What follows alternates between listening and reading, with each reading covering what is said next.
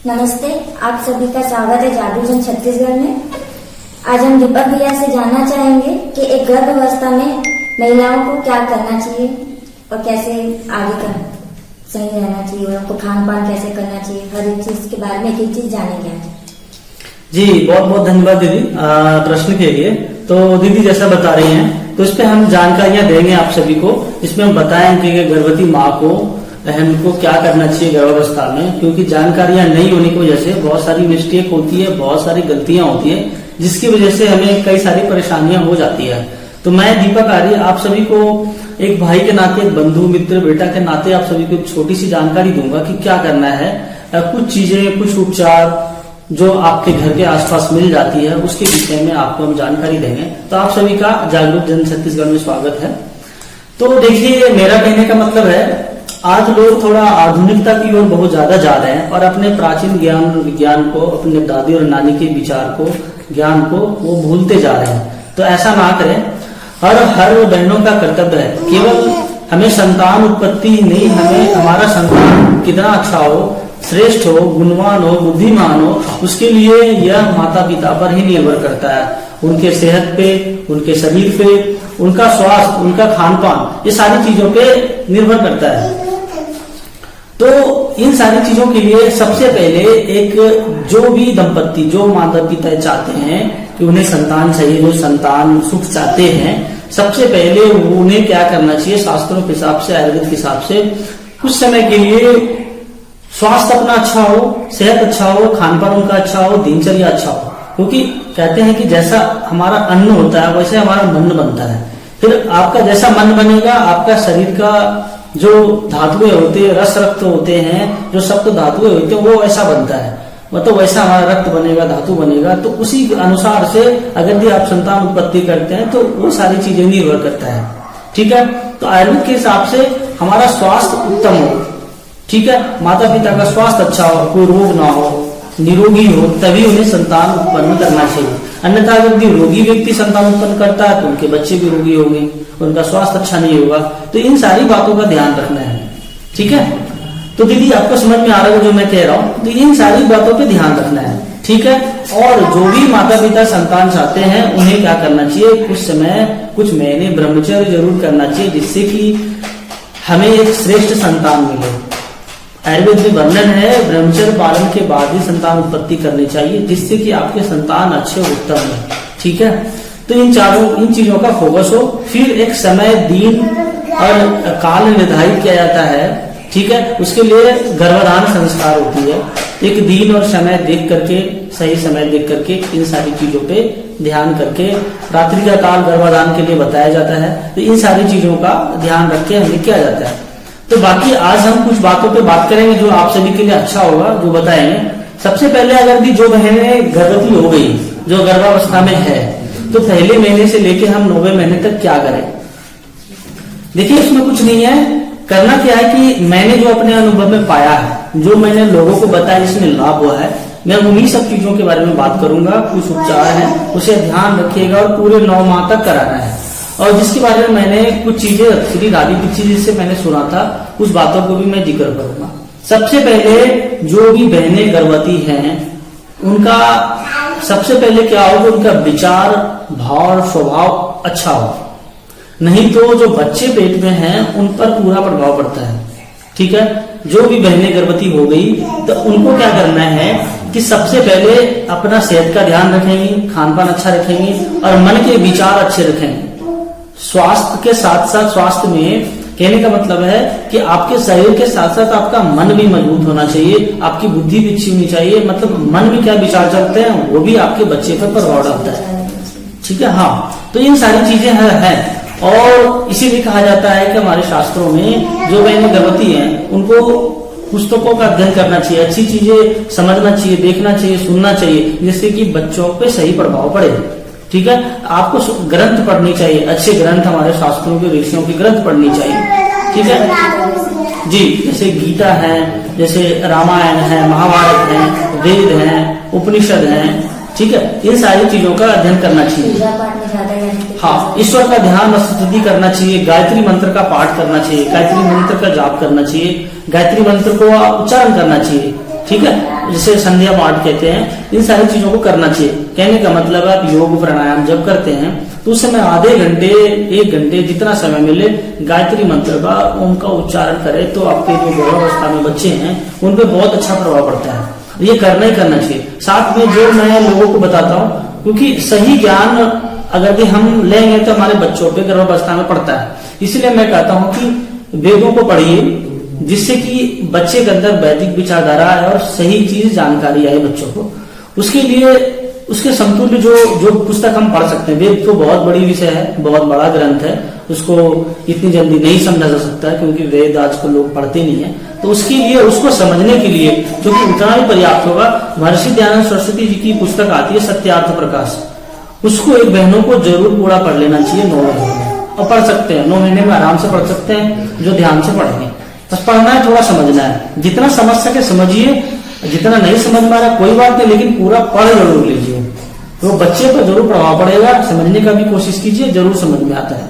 और गायत्री मंत्र प्रतिदिन सुबह और शाम बोलना चाहिए। ये सारी चीजें होंगी कि आध्यात्मिक भी हमें बनना चाहिए। एक गर्भवती माता को विचार, मन, सब चीज शुद्ध होना चाहिए, जिससे कि हमारे बच्चों पे सही संस्कार पड़े। बाकी अब क्या होता है, हर महीने, पहले महीने से लेके जो तीसरे महीने का काल होता है, इसमें बहनों को कई सारी चीजें होने लगता है। जैसे ही दूसरे तीसरे महीने के आसपास आते हैं तो बहनों को उल्टियां, चक्कर, बहुत सारी चीजें आने लगता है। ठीक है, तो इन सब चीजों के लिए क्या करें, कभी बुखार आ जाती है, इस तरह की छोटी छोटी समस्याएं चलती है। तो क्या करना है, एक तो मैं एक उपचार दे रहा हूं, इसे हर महीने पूरे 9 माह तक करें। 2 उपचार जो है हर महीने 9 माह तक करें, जिससे कि उनका बच्चा बहुत अच्छा हो और बहनों का भी स्वास्थ्य अच्छा रहे। करना क्या है कि अपने पंसारी के पास मुलेठी आती है, मुलेठी लेके आना है, उसका पाउडर बनाना है। साबुत मुलेठी लाना है, पाउडर आपको घर में बनाना है, खरल में कूट के। तो पाउडर बना के रखिए और लगभग 1 चम्मच तक पाउडर, आधे गिलास दूध देसी गाय का और आधे गिलास पानी, दोनों को मिक्स करके उसमें ये पाउडर मिलाइए। मिला करके इसको उबालिए। उबलते उबलते जब ये केवल दूध बचे, पानी चल जाए, उसके बाद उसमें थोड़ा देसी गाय का घी 2 चम्मच तक मिलाइए, 3 चम्मच मिले, जितना अच्छा लगे। उसमें मिश्री मिलाइए और मिला के गुनगुना सुबह और शाम पीजिए। 2 टाइम पीना है पूरे 9। इससे क्या होता है, ये क्या करता है, गर्भावस्था में कोई भी समस्या हो, किसी भी तरह की समस्या आती है, कमजोरी लगती है, चक्कर आती है, उल्टियां आती है, जो भी तरह की समस्या महसूस होती है, गर्भावस्था के लिए बहुत अच्छा है। गर्भवती को मजबूती देती है, ताकत देती है, घर में पल रहे बच्चों को ताकत देता है, उनको पोषण करता है, सारी चीजें देता है। तो ये जरूर शामिल करें, बहुत अच्छा रहता है। दूसरा क्या है, इन सबसे उल्टियां भी हो सकती है। हाँ दीदी, लाभ करेगा। बाकी उल्टे के लिए मैं और चीजें बताऊंगा, ठीक है। लेकिन गर्भावस्था में इसका उपचार ऐसा कहा जाता है कि हर चीजों में लाभ करता है, ताकत देगी, कमजोरी दूर करेगी, ठीक है। अगर भी उल्टियां अगर भी इससे नहीं होता है तो मैं और चीजें बता दूंगा, लेकिन कहने का मतलब है कि गर्भावस्था में सारी चीजों पे काम करेगी। एक तो गर्भावस्था को ताकत देगी, गर्भावस्था में कमजोरियां लगती, ताकत नहीं मिलती है, उसमें करेगा। और घर में पल रहे बच्चों का पोषण करेगा ये उपचार, ठीक है। तो ये जरूर देना है। दूसरा क्या है कि अगर भी बहनों को पथरी की शिकायत ना हो, जो गर्भवती है, पथरी नहीं है, तो उन्हीं को लेना है। उनको लेना 1 गेहूं के दाने के बराबर चूना लेके 1 गिलास अनार के जूस में मिला के दिन में 1 बार पीना है। सुबह सुबह पी ले, शाम से पहले पीना होता है, शाम में ना पिए, सुबह ही पी ले तो बहुत अच्छा है। खाली पेट? हाँ, कोई दिक्कत नहीं है। खाली पेट नहीं मन करता है तो खाना खाने के 1-1.5 घंटे बाद ले लें, ठीक है। खाली पेट भी ले लेंगे तो कोई दिक्कत नहीं आएगी। जिसको स्टोन नहीं है उनको, हाँ, जिनको स्टोन है वो नहीं लेंगे। हाँ, स्टोन लेंगे, जिनको स्टोन है वो लेंगे तो उनके स्टोन में और प्रॉब्लम आ सकती है, ठीक है। क्योंकि स्टोन में भी कैल्शियम होते हैं, बहुत सारे कुछ और तत्व होते हैं, तो उनको वृद्धि करने में फिर चूना बढ़ा देगा, इसीलिए उसको नहीं लेना है। जिनको पथरी नहीं है वो लेंगे, ठीक है। तो चूना का सेवन करना है अनार के जूस में। चूना कैल्शियम देगा, अनार आयरन देगा। हमें बाहर से गोलियां खाने की जरूरत नहीं है, ठीक है। हमारे शरीर में कैल्शियम और आयरन बने अपने आप, तो उसको बनाने में ये चूना और ये जो अनार के जूस है वो सपोर्ट करती है, ठीक है। जो हम फिर खाना खाएंगे उस खाना से बच के अच्छे से ये कैल्शियम बना के देगा हमें शरीर में, कैल्शियम आयरन सारे। तो ये करना है, पूरे 9 माह तक करना है, ठीक है। दूसरी कुछ बहनों को कमजोरियां लगती है, खून की कमी और भी होती है, साथ में और क्या कर सकते हैं, मुनक्के होते हैं। मुनक्के हमारे पास आराम से मार्केट में मिल जाती है, तो मुनक्के का बीज निकाल लीजिए, 6-7 मुनक्के ले लीजिए, 1-1.5 कप दूध में उबाल के शरबत जैसा बना के, ठीक है, उबाल के अच्छे से फिर बोल करके बढ़िया से पी लें। दूध और मुनक्के खाएं, दिन में 2 बार 3 बार जैसा अच्छा लगे खाइए, इससे कमजोरी वगैरह नहीं आती है, ठीक है, पेट भी अच्छा रहता है। मुनक्का जो रहता है ना वो अंगूर से ही बनता है, अंगूर से 2 चीजें, किशमिश बनती है, मुनक्के बनती है।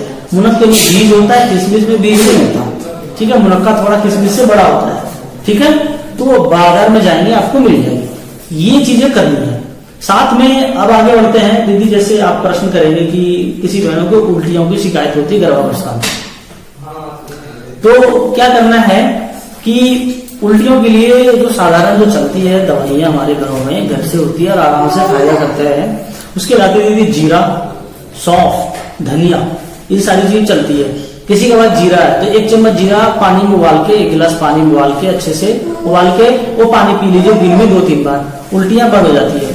सौंफ ले लीजिए 1 चम्मच, उसको 1 गिलास पानी में डाल के उबालिए, और तो सौंफ लेना है, 1 चम्मच सौंफ लेना है, उसको 1 गिलास पानी में डाल के उबालना है, जब आधा बचे तो उसको छान के पी लेना है। इसको भी दिन में 2-3 बार पी सकते हैं, इच्छा करके इसमें मिश्री मिला सकते हैं, इससे भी उल्टियां हमारी रुक जाती है, ठीक है।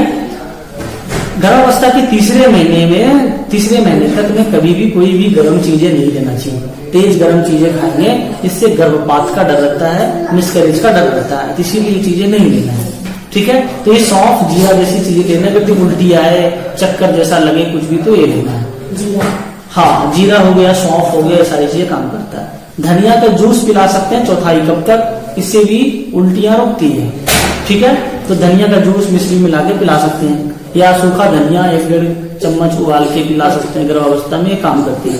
लेकिन अगर भी उल्टी मान लिया 7वें 8वें महीने में हो रहा है, 6 महीने के बाद हो रही है, थोड़ा 1-2 लौंग उबाल के दे सकता है, लेकिन लौंग गर्म होती है, ज्यादा नहीं देना है, क्योंकि लौंग गर्म होने के बाद कभी कभी मिसकैरेज गर्भपात का डर होता है। लेकिन कम मात्रा में लौंग अगर 6 महीने के बाद देते हैं तो उतना दिक्कत नहीं करेगा। तो आपने स्टार्टिंग के 3-4 महीने नहीं देना, स्टार्टिंग के 3 महीने कोई भी गर्म चीजें नहीं खाना चाहिए, ध्यान रखना है, ठीक है। धीरे-धीरे जो गर्म हाँ, चीजें रहती हैं 6 महीने के बाद गर्म चीजें उतना भी नहीं खाना है हमें जिससे कि दिक्कत करे। 6 महीने के बाद थोड़ा बहुत हल्का से लिया जा सकता है, ज्यादा नहीं। जैसे फिर थोड़ा 1-2 चुटकी अजवाइन ले सकता है, 1-2 चुटकी सौंठ लिया जा सकता है, थोड़ा 1-2 पीस लौंग उबाल के ले सकता है। लौंग भी उल्टी रोकता है, तो 6 महीने के बाद अगर भी उल्टी जैसा कुछ भी लगे तो 1-2 लौंग उबाल के पानी में पिला दे तो उतना दिक्कत नहीं करेगा, ठीक है, ये ध्यान रखना। लेकिन लगे कुछ दिक्कत तो नहीं लेना, ये जीरा सौंफ लेना है। ये उल्टियां हो गई, जैसे उल्टी समस्या होगी। तो मैंने आपको जो गर्भावस्था में समस्या आती है, चक्कर, कमजोरी, उल्टी, ठीक है, ये सारी चीजें बता दे। कभी किसी को दस्त हो, दस्त में जीरा सौंफ काम आ जाएगा, तो उसी को उसी तरह उबाल के देंगे, काम आ जाएगा। और मैंने बताया पूरे 9 माह तक जो आपके बच्चे को बलवान बनाएगा, पुष्ट बनाएगा, अच्छा बनाएगा, वो है अनार के जूस में चूना, वो लेना ही लेना है। और मुलेठी दूध में उबाल के आधा पानी आधा दूध मिला के, इसको क्षीरपाक विधि बोलते हैं, इसको उबाल के मिश्री और घी मिला के पिलाना है। और भी क्या कहेंगे, जो बहनें गर्भवती हैं वो देसी का घी भरपूर खाए, देसी का घी भरपूर खाए, जितना पचा सके, इससे उनका स्वास्थ्य अच्छा रहेगा, बच्चे अच्छे होंगे। और गर्भावस्था में भी जब 9वां महीने पार करेंगे तो डिलीवरी के समय भी प्रसव आराम से होता है। तो ये सारी चीजें कर सकते हैं। बाकी और भी चीजें हैं, अब मैं थोड़ा सा कुछ बात करता हूँ। ये सारी चीजें दीदी होगी। अब कुछ आते हैं नॉर्मल डिलीवरी पे, कि डिलीवरी नॉर्मल कैसे हो, प्रसव नॉर्मल कैसे, इस पे बहुत सारी चीजें चलती है। इसके चक्कर में लोग बार बार ऑपरेशन कराते हैं, जानकारी नहीं होने की वजह से, ठीक है। और कोशिश करें अपने बच्चे का जन्म घर पे दें, अपना घर पे दें। आप सोचिए, आज से 30 साल 40 साल पहले बच्चे कहाँ होते थे, घर पे तो होते थे। तो हम आज कर सकते हैं, हम डरते क्यों, हमें डराया जाता है।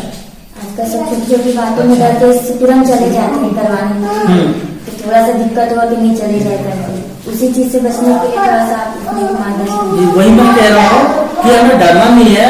क्या बताइए, गाय है, भैंस है, भेड़ है, बकरी है, उनका जन्म क्या हॉस्पिटल में होता है कि घर पे ही होता है जहाँ वो रहती है। तो आपका भी प्रसव नॉर्मल घर पे हो सकता है, डरिए मत। खान पान अच्छा रखिए, दिनचर्या अच्छा रखिए। और जो बच्चे घर पे जन्म लेगा वो डॉक्टर के पास कम जाएगा, हॉस्पिटल कम जाएगा। तो इन चीजों को समझिए और दवाइयों से दूर रखिए, प्राकृतिक चीजों को अपनाइए, अपने बच्चों को दीजिए, अपने गर्भावस्था में सेवन कीजिए। तो करना क्या है, नॉर्मल डिलीवरी जिससे होती है, जो लाभदायक होता है, जो कि कई सारे वैद्यों ने, चिकित्सकों ने इसका इस्तेमाल करते हैं, ठीक है, वो मैं आपको बताता हूँ। सबसे पहले क्या होता है कि देसी गाय हमारी होती है, देसी गाय का ताजा गोबर लेना होता है हाथ पे। जब वो गोबर देती है, शुद्ध गोबर बढ़िया गोबर उसका अच्छा हो, देख लेना फ्रेश हो बढ़िया, तो वो गोबर लेके, गोबर को क्या करते हैं कपड़े में लेके, सूती कपड़े में लेके उसको मिला करके उसका रस निचोड़ते हैं। उसका रस निचोड़ करके 2-3 चम्मच रस लेके उसमें 1-1.5 चम्मच शहद मिला के गर्भवती को पिलाना होता है। ठीक है, 1-1 घंटे पे 2 से 3 बार देंगे तो प्रसव नॉर्मल हो जाता है। किसको देना है? जब लगे कि जिस बहनों का प्रसव का दर्द चालू हो गया, हल्का हल्का दर्द हो रहा है, तो उनको क्या करें कि उनको दे सकते हैं। कभी कभी कहता है कि बच्चे टेढ़े हैं, बच्चे उठते हैं, डॉक्टर नहीं कहते हैं, वो सारी समस्या का समाधान गोबर का रस कर देता है। चाहे टेढ़े रहे, चाहे उल्टे रहे, चाहे कैसा भी रहे, कहेगा कि नहीं हो सकता, ऑपरेशन नहीं करना पड़ा, कुछ नहीं करो, देसी गाय ढूंढिए और उसका रस ताजा निकालिए, फ्रेश गोबर लीजिए। ठीक है, उसके बाद रस निकाल के उसको क्या करना है, शहद में मिला के उसको पिला। उसको बोलना नहीं है कि गोबर है, वरना पिएगी नहीं वो, तो ये ध्यान रखना है। ठीक है, तो गोबर का रस 1-1 घंटे, 1.5 घंटे, 2-2 घंटे के अंतराल देख लीजिए कैसा है। दर्द बढ़ेगा और प्रसव हो जाएगा, पेन बढ़ेगा तभी तो प्रसव होगा। वो तो आराम मिलेगा। हाँ, ये दीदी क्या करता है ना, जब लगे किसी बहनों को दर्द स्टार्ट है प्रसव का, तो करना क्या है कि उनका प्रसव जल्दी है, तो उसके लिए क्या करेंगे, जैसे देंगे ना प्रसव की गति बढ़ा देगा। ठीक है, प्रसव के समय तो दर्द तो तेज होता है, जैसा मैंने सुना है, तो तेज दर्द होगा और धीरे जल्दी से प्रसव हो जाएगा, फिर सब चीज ठीक हो जाएगा। ठीक है, जो उल्टा रहेगा वो सीधा हो जाएगा, चाहे सर फिर रहा है उल्टा रहे, तो कहते हैं डॉक्टर कुछ नहीं, सारी चीजों को ठीक कर देता है। तो गोबर का रस याद रखिएगा, 2-3 चम्मच 4 चम्मच तक, ठीक है, अपने हिसाब से शहद मिला के चटा देना है, उसको पिला देना, बोलना कि दवा है पी लो, उसको बोलना नहीं तो वह नहीं पिएगी नहीं वो। ठीक है, ये करना है, पहली उपचार ये होगी। तो देसी गाय आपको रखना जरूरी है, तभी आप कर पाएंगे। और देसी गाय के गोबर में ही ताकत है कि उल्टे बच्चे को सीधा कर सकता है गर्भावस्था में। ठीक है, ये करा के आप प्रसव करा सकते घर पे आराम से। और जो बहनें हैं, माता जी हैं, वो सीखिए और फिर अपने बहुओं को, अपने बेटियों को सिखाए कैसे प्रसव करवाया जाता है, उनको दिखाइए सामने खड़े रह करके, ताकि वो भी आगे करे, ये बहुत जरूरी है। नहीं तो ये हॉस्पिटल जाएंगे और वो दर्शन जब करेगा नए लोगों का, नर्सों का, डॉक्टरों का, तो फिर वो उसी के पास ज्यादा जाएंगे, दिमाग ज्यादा पड़ेंगे। कहते हैं कि बच्चे का जन्म इसी माहौल में हो जैसा जहाँ की माहौल अच्छा हो, जहाँ का वातावरण अच्छा हो, इसका बहुत प्रभाव पड़ता है बच्चे पे। ये हमें करना है, नहीं तो वैसे नकारात्मक प्रभाव में जैसा भी जहाँ का जैसा माहौल रखता है वैसे जगह पे बच्चे का जन्म होगा, तो उसके अंदर की मानसिकता सोच वैसा ही बनता है। एक बच्चे के जन्म के बाद सबसे पहले कहा जाता है कि बच्चे को पिता के गोद में जाना चाहिए, पिता को गोद में लेके फिर बच्चे शहद से, सोने के पत्थर से बच्चे की जीभ पे ओम लिखते हैं, कुछ बोलते हैं, कुछ वैदिक मंत्र बोलते हैं। ठीक है, तो उनको आशीर्वाद देते हैं, बोलते हैं शेर बनो, बलवान बनो, ऐसा कुछ बोलते हैं। तो उसके कानों में जब बोलते हैं आजकल तो वो भी टाइम नहीं मिलता। ये हम अपनी संस्कृति से दूर हो रहे हैं दीदी, हमें संस्कृति से दूर नहीं होना है, हम अपने संस्कृति को सपोर्ट करने और अपने सांस्कृतिक रूप से आयुर्वेद के हिसाब से हमें प्रसव कराना है। तो आपका बच्चा मजबूत होगा, शेर होगा, क्रांतिकारी बनेगा और समाज के लिए अच्छा काम करेगा, आपके लिए अच्छा काम करेगा। दीदी, तो पहला उपचार मैंने बताया नॉर्मल डिलीवरी के लिए कि आप गोबर का रस का इस्तेमाल कर सकते हैं। दूसरा, अगर यदि ना हो, एक होता है वच की लकड़ी आती है, वच, कभी कभी इसको घोड़ा वच भी बोलते हैं, लकड़ी होती है, मिल जाएगी पंसारी के पास वच। तो वच को लाना है, उसमें स्मेल भी होता है, गंध होती है लकड़ी में, अच्छी गंध लगती है सूंघने में, सूंघने से पता चलता है। वच आएगी, वच को लाइए और वच को पानी में डाल के सिलबट्टे पे पीस करके चटनी बनाना। उसके बाद उसमें अरंड का तेल मिलाना है, अरंड का तेल मिलाना है, 1 चम्मच 2 चम्मच जितना भी आराम से मिला करके इतना सा बना लीजिए। उसके बाद गर्भवती के जो नाभि का हिस्सा होता है, नाभि पे इसको लेप कर दीजिए, उसको नाभि पे लगा दीजिए, जैसे नाभि पर लगा दिए, नाभि को पूरे लगा दिए, नाभि को ऊपर से और आसपास भी थोड़ा थोड़ा लगा दीजिए, उसको थोड़ा छोड़ दीजिए। इससे कहा जाता है कि इससे प्रसव बहुत जल्दी सुखपूर्वक बिना दर्द का हो जाता है। ठीक है, लेकिन अब उल्टा सीधा रहेगा तो काम गोबर का रस ही करेगा। लेकिन अगर सीधा बच्चा है, अब गोबर का रस नहीं, हमें डिलीवरी कराना लेट हो रही है, तो इसको लगा दीजिए, नॉर्मल डिलीवरी हो सकता है। एक बार लगा, मान लीजिए 1 घंटे तक लगा रहा नहीं हो तो दोबारा फिर लेप बना के लगा दीजिए, ऐसा है तो ठीक है, ये कर सकते हैं। दूसरा आती है हमारा एक चिड़चिड़ा होता है, जिसे आप मार भी बोलते हैं, उसकी जड़ लाना होता है, जड़, उसकी जड़ लाइए ताजा, नीचे से उखाड़ के पूरा, उसकी जड़ को क्या कीजिए, कपड़े एक धागे में बांधिए जड़ को, ठीक है, एक दो जड़ ले लीजिए, इस तरह से बांधिए। और गर्भवती के जो ये हिस्सा होता है नाभि के नीचे हिस्सा जड़ में रखना, धागे से करके बांध देना है। ठीक है, जैसे इसको हाँ नाभि के नीचे से भी रख सकते हैं, जहाँ पे बच्चे पलते, जहाँ पे बच्चे रहते हैं पूरा ऐसे, पेट तो बड़ा रहेगा तो इसके ऊपर से ऐसे करके बांध देना है। ठीक है, इसको बांध देना है। ये मतलब एक ही क्या बोलता है, जो जड़ है ये आगे रहेगा, यहाँ पे पेट पे रहेगा, और रस्सी करके ऐसे पीछे कमर से बांध देना है। इसको बांध के रखेंगे तो आप देखेंगे कि 1 घंटे के अंदर ही मुझे लगता है बहुत जल्दी ये नॉर्मल डिलीवरी करा देता है, प्रसव करा देता है। ठीक है, इसके अंदर बहुत गति होता है। और एक चीज में सावधानी क्या रखना है इसमें, अपामार की जड़ बांधने में, जैसे बच्चे का प्रसव हो गया तुरंत उसको हटाइए, रस्सी काटिए, तुरंत फेंक दीजिए, नहीं तो गर्भाशय को भी बाहर कर देता है। इसके अंदर बहुत ज्यादा शक्तियां होती है, ताकत होती है, इसलिए जैसे प्रसव हो उसको निकाल दीजिए, लकड़ी उसके अपामार को हटा दीजिए, वहां से फेंक दीजिए कहीं बाहर जाके। ठीक है, ये एक चीज करना है। दूसरा क्या है, मान लिया कभी ये ना हो शहर में, तो अरण्य का तेल आती है, अपने अरण्य का तेल, अरण्य के तेल से भी नॉर्मल डिलीवरी आप करा सकते हैं।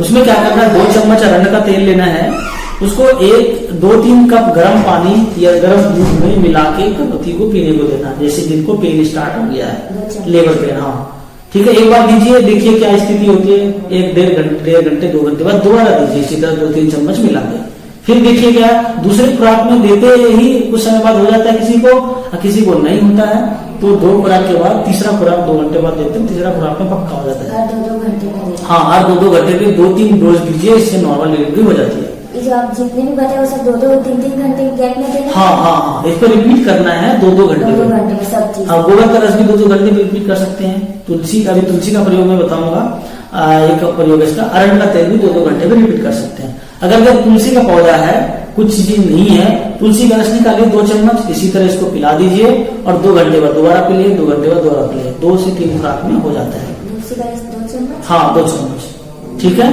इससे भी प्रसव नॉर्मल होता है।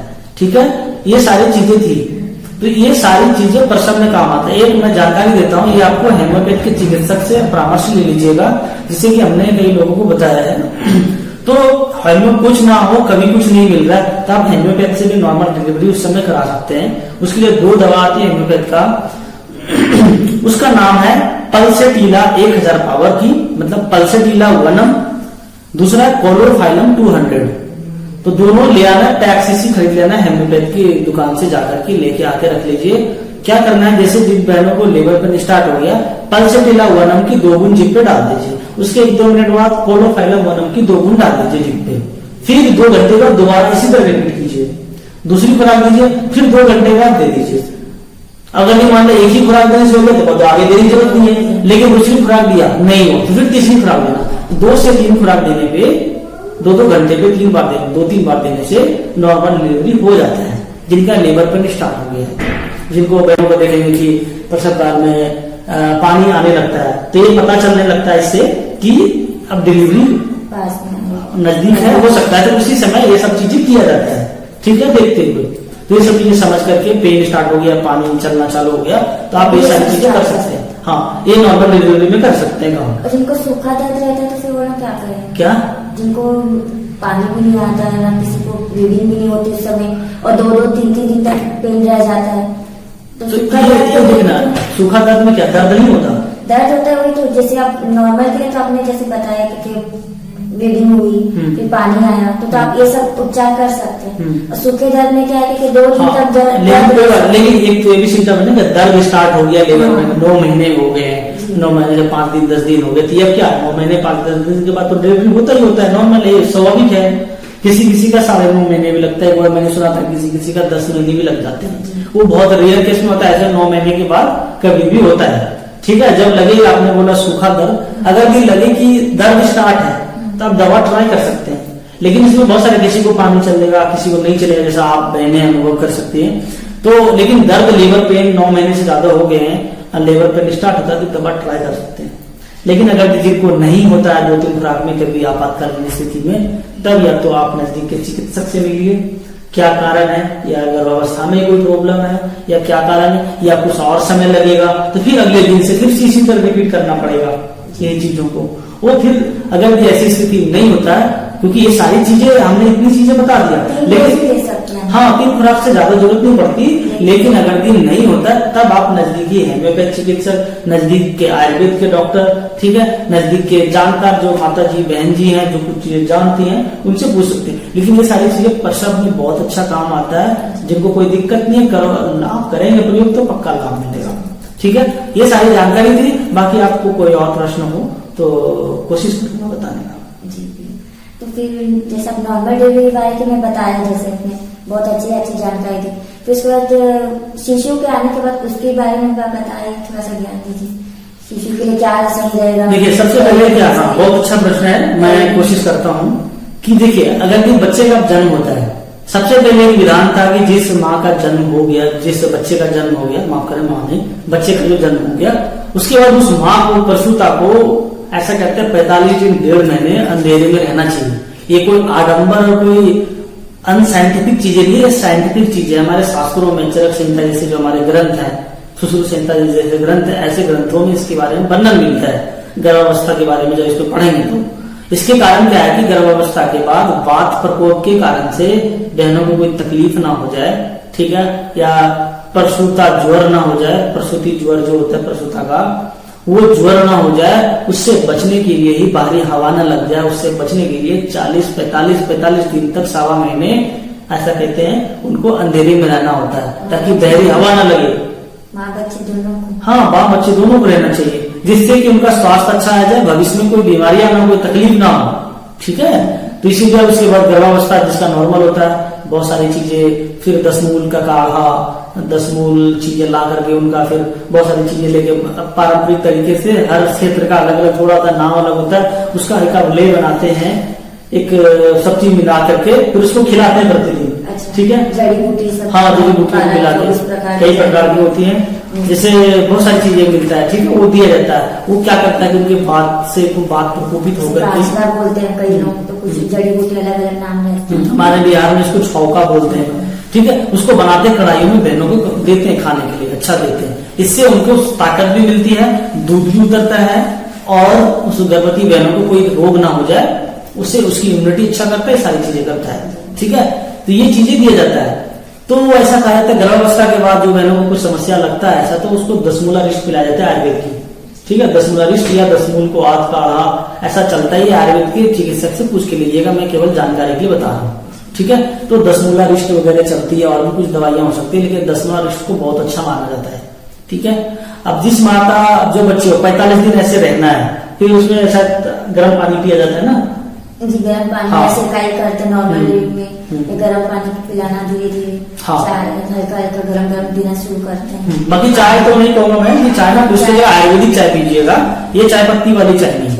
ठीक है, तो ये चीजें गर्म पानी पीना, ठंडे पानी नहीं पीना, ताकि वात, हमें वात से बचना है, वात प्रकोप ना हो जाए, कोई ज्वर ना हो जाए। और 40-45 दिन तक जो नियम है, अंधेरे कमरे में रहना ही रहना चाहिए, ये चीज को मान लीजिए, अन्यथा आपको बहुत सारे विकार रोग हो सकते हैं।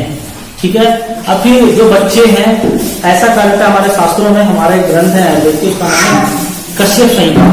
कश्यप संहिता में केवल बच्चों के बारे में ही लिखा गया, बच्चों का गर्भाधारण से लेकर के पूरा शिशु का जन्म हो, उसका जब तक बालकपन रहता है 16 वर्ष तक के लिए क्या क्या करना चाहिए, सारी विधियां, सारी चीजें बताएगी। उसके लिए सबसे अच्छी चीजें बताएगी, उसका नाम है स्वर्ण प्राशन।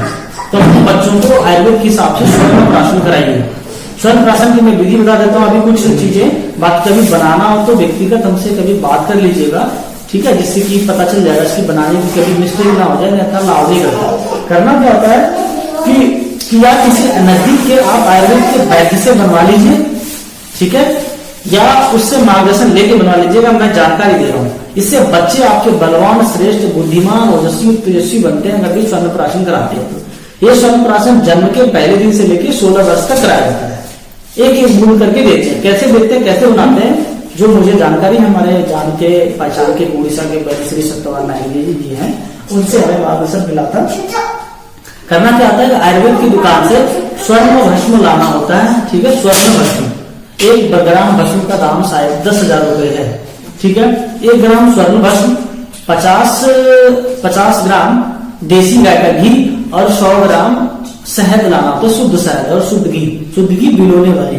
ठीक है, वो सारी चीजों को लेकर के पुष्य नक्षत्र के रसायन का रसायन काल क्या होता है कि सूर्य उगने से पहले जब आकाश देखेंगे तो लालिमा लालिमा देखना चालू होने लगता है। इस समय आधे घंटे पौने घंटे पहले लालिमा लालिमा लगता है। उसी समय से थोड़ा पहले ही से आपको ये बनाना है। अपने घरों में बैठ करके आराम से अपने बरामदे पे बैठिए और उसको बनाइए। और जहाँ पे हवा नहीं चल रहा हो ना तो औषधियां उड़ जाएगी, तो ऐसा बस अच्छा वातावरण हो वहां पे बैठ करके आपको बनाना। हाँ, शांत वातावरण में बैठ के बनाना। और कब बनाना है? पुष्य नक्षत्र के दिन बनाना है। और पुष्य नक्षत्र के दिन जो आते हैं उस दिन ये रसायन काल सुबह में उठ के बनाना है, सूर्य उगने से पहले। और सूर्य उग गया तो फिर उतना लाभ नहीं मिलेगा। सूर्य उगने से पहले काम करना है और 1000 बार घुटाई करनी होती है। खरल लाना है पत्थर का, पत्थर में खरल लाना, पत्थर की वो घुटने वाले जो होते हैं उसमें डाल के तीनों चीजें, ठीक है, शहद 100 ग्राम, 50 ग्राम घी और 1 ग्राम स्वर्ण भस्म, तीनों को मिला करके 1000 बार घुटाई करनी होती है। ठीक है, ऐसे ऐसे 1000 बार घुटाई कर देना है। कोई पुरुष भाई कर सकते हैं 1000 बार। तो जब रसायन काल आरंभ होने लगे, आप 1-2 दिन पहले चेक कर लीजिए कब लालिमा चालू होता है, कितने बजे। मान लीजिए 5 बजे चालू होता है कि 5:15 बजे चालू होता है, मान लीजिए 5:15 बजे चालू होता है, 6 बजे शुरू होता है। आपके लिए 5:15 बजे से पहले 15-20 मिनट पहले और स्टार्ट कर दीजिए, कोई दिक्कत नहीं है, क्योंकि रसायन काल का समय है पुष्य नक्षत्र का तो समय है ना वो। तो पुष्य नक्षत्र में ये सुबह पढ़ना चाहिए। जैसे मान लीजिए आपका पुष्य नक्षत्र मान लीजिए आज सुबह मान लिया 10 तारीख है, आज मान लीजिए कितनी तारीख है, 14 तारीख ना।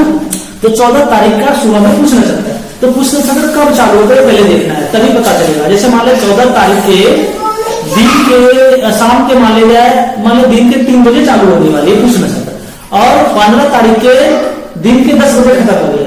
तो आपका पुष्य नक्षत्र का सुबह का समय पकड़ा गया ना, बीच में सुबह मिल जाएगा। मतलब 14 का 3 बजे शाम में और अगले दिन 15 का 10 बजे तक है, तो बीच में आ गया रसायन काल, तो इसी दिन बनाना है। अब किसी का मान लीजिए पुष्य नक्षत्र सुबह के पहले खत्म हो जाए तो फिर नहीं बनाया हो आपका, तो उसमें नहीं बनाना है। धूप में आ जाए तो फिर धूप में बनाना ही नहीं है, धूप सूर्य उगने से पहले ही बना लेना है, 1000 बार घुटाई कर लेना है। तो ये बात को समझ लीजिएगा, पत्थर की खरल में डाल के 1000 बार घुटाई करनी है। ठीक है, इस तरह से मर्दन करने, घुटाई करने 1000 बार। इसके साथ मंत्र पढ़ा जाता है, तो मंत्र मुझे ध्यान नहीं है, उसमें मंत्र भी बताया जाता है, मंत्र बोलना है। अगर भी नहीं याद है तो मैं अपने तरफ से कहता हूँ, अच्छा ही रहेगा मुझे हिसाब से। गायत्री मंत्र ओम भूर्भुवस्सुवः तस्सवितुर्वरेण्यं भर्गो देवस्य धीमहि धियो यो नः प्रचोदयात्। यह मंत्र गायत्री मंत्र पढ़ के आप बना लीजिएगा, क्योंकि ये ईश्वर स्तुति मंत्र है, वैदिक मंत्र है, इसका प्रभाव अच्छा पड़ेगा, दिक्कत नहीं आएगा, मुझे ऐसा लगता है, मुझे लगता है प्रभाव पड़ेगा। ठीक है, तो आप इससे बना सकते हैं। मेरा व्यक्तिगत राय है, अगर नहीं लगता हो कि नहीं आपको कि नहीं जो आयुर्वेद ग्रंथों में आयुर्वेद मंत्र का वर्णन था तो मुझे ध्यान नहीं है, या नहीं तो नजदीकी कोई वैद्य होंगे मुझसे पूछ लीजिएगा। ठीक है, नहीं तो आप गायत्री मंत्र से मुझे लगता है व्यक्तिगत की बना सकते, ये बहुत ही प्रभावशाली मंत्र है। ठीक है, तो मुझे लगता है कि ठीक रहेगा, कोई दिक्कत नहीं है। बाकी अब इसी मंत्र पढ़ के बच्चे को देंगे तो बच्चे के अंदर क्या परिवर्तन आ रहा है पता चल जाएगा आपको। ठीक है, तो कोई दिक्कत नहीं, तो आपको मुझे ध्यान नहीं है तो मैं बता देता अभी।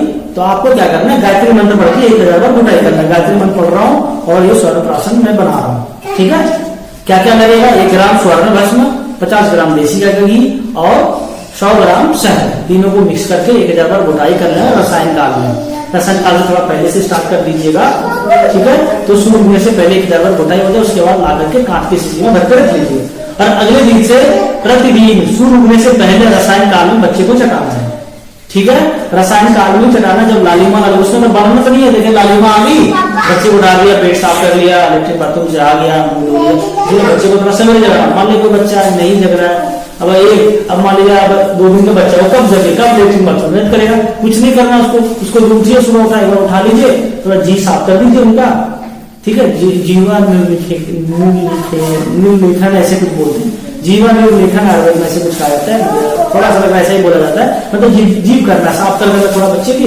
उसके बाद ड्रॉप के जरिए क्या बोलता है, रसायन काल में 1 बूंद बच्चे को जीव पे देना, केवल 1 बूंद देना है, केवल 1 बूंद देना है। 1 बूंद पूरे पहले दिन से लेकर के जन्म के पहले दिन से लेकर पूरे 16 वर्ष तक 1 बूंद देते जाना है, बस एक ही बूंद देना है, बहुत है उनकी मात्रा। ठीक है, अब एक बार बनाएंगे तो आपको 1 सवा साल 1.5 साल चल जाएगी स्वर्ण प्राशन। ठीक है, बार बार खरीदनी नहीं पड़ेगी, तो ये आपका बनाया हुआ शुद्ध होगा।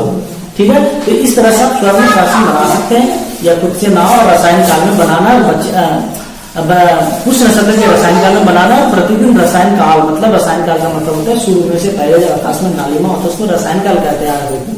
तो उसी समय आपको चटाना है, ठीक है। ये सारी चीजें करेंगे, बच्चे को देने का आपका बच्चा का बौद्धिक विकास, शारीरिक क्षमता निरोगी होगा। कोई टीका, कोई वैक्सीन की जरूरत नहीं पड़ेगी आपके बच्चे को, किसी प्रकार की टीका लगाने की जरूरत नहीं है। ये आयुर्वेदिक टीकाकरण एक तरह का, तो बच्चे को किसी तरह की बीमारी नहीं होगी, ऐसा हमारा शास्त्र कहता है। बच्चा स्वस्थ रहता है, बुद्धिमान होता है, बुद्धि बहुत तेज होता है उनका। तो ये सारी चीजें बच्चे को जरूर कराइए। गर्भवती बहनें धीरे धीरे अब पहले जैसे मैंने बताया वो चीजें जरूर करें। धीरे धीरे मान लो जिस बहनों को कभी दूध ना उतरता हो उसके लिए शतावरी एक चम्मच ले ले, ठीक है। शतावरी ले आए, सफेद जीरा ले आए, मिश्रित दही वाला ले आए, तीनों ले आइए, बराबर मात्रा में कूट के मिला के रख लीजिए। 1.5 से 2 चम्मच, 1-2 चम्मच लेके 1 गिलास गर्म दूध में उसको घोलिए, उसमें 1-2 चम्मच घी मिलाइए और गुनगुना पी लीजिए सुबह शाम। इससे गर्भवती बहनों का दूध अच्छे से उतर जाता है, ठीक है। ये सारी चीजें करना चाहिए। धीरे धीरे आप 40-45 दिन के बाद जो आपका नियम है आप निकलेंगे अंधेरे से, कमरे से, तो फिर अपना दैनिक जीवन में जैसे जैसे करते हैं वैसे वैसे करते जाएंगे। फायदा, गर्म पानी पिएंगे आपका पेट बाहर में निकलेगा, ये भी फायदा होता है। बहुत सारी चीजें। और अपने बच्चे को दूध पिलाइए भरपूर, दूध पिला दो। कुछ बहनें दूध नहीं पिलाते हैं, जैसे बच्चे निरोगी नहीं होते, कमजोर होते हैं। एक बच्चे को ऐसा कहा था 4 से 5 साल तक दूध पीना ही पीना चाहिए। ऐसा नहीं 1 साल 2 साल नहीं, 4 से 5 साल पीना चाहिए। माँ को ऐसा बनना पड़ता है, दूध आना चाहिए, वैसे खान पान रखे, वैसे दिनचर्या रखे। बच्चा जितना दूध पिएगा उतना फायदेमंद है। सीजर नॉर्मल दोनों में एक सीजन वाले बहनों में बहुत सारी चीजें बंद हो जाती है। ऐसा मैंने सुना है कि सीजन वाले बहनों को जो प्रसव के बाद बहुत सारी चीजें खिलाने का विधान है, बहुत सारी चीजें नहीं खिलाते, घाव है क्या होगा पता नहीं होगा, उसके बाद बहुत सारी चीजें बंद होता है। उसके लिए मैं कह नहीं सकता ज्यादा, मैं उसके बारे में मैं समर्थन भी नहीं दूंगा कि सीजरियन आप कराएं। किसी भी हालत में नहीं कराना है। सीजरियन का बच्चा किसी का आमदनी नहीं मांगता। सब चीज प्राकृतिक है तो प्राकृतिक ही होना चाहिए। आप गलती मत करो, सीजरियन करना ही क्यों पड़ेगा। आप काम नहीं करोगे, ध्यान नहीं रखोगे, अपना धो गए ना, फिर आप तकलीफ भोगोगे। सीजरियन कभी नहीं कराना, बहुत तकलीफें होती है। मेरे हिसाब से ऐसा मेरा व्यक्तिगत रहा है और बहुत सारे डॉक्टर, चिकित्सक, वैद्य, आयुर्वेद के, होम्योपैथ क्या कहते हैं। तो प्राकृतिक चीजें, मैं भाई के नाते कह रहा हूँ, प्राकृतिक चीजें तो प्राकृतिक रूप से ही होने कीजिए, तभी आपके लिए अच्छा होगा। तो दीदी और बाकी बहुत सारी चीजें हो गई, बाकी और कोई प्रश्न तो बताएं। जी नहीं, आपने बहुत अच्छी जानकारी दी। जी, तो दीदी की तरफ से आज मैंने इस जानकारी दिया, सभी पहले इस पर कीजिए। बाकी कुछ लगे तो नजदीक के चिकित्सक, आयुर्वेद के वैद्य, होम्योपैथ के चिकित्सक जैसे उसे मिल लिए, अपने दादी, अपने जो बुजुर्ग होते हैं, माता बहने, उनसे पूछिए। और हर बहने घर पे प्रसव कराना आरम्भ कीजिए, नहीं तो ऐसा षड्यंत्र है कि आपके बच्चे हमेशा ही कटेंगे, आपको काटा ही जाएगा तभी बच्चे होंगे। तो ये चीजों से बचिए, ये बहुत ही खतरनाक चीज है, इनसे बहुत हानियां होती है मेरे विचार से, और ये सही नहीं है। प्रसव नॉर्मल होना चाहिए, सामान्य होना चाहिए, यही सही है, ठीक है। अपने जरूरत पड़ने पर अपने नजदीकी चिकित्सक से मिलिए, जानकारी लेके आप हर चीजें कर सकते हैं, हर चीजें प्रयोग करें, ठीक है। तो आप सभी को नमस्ते, धन्यवाद।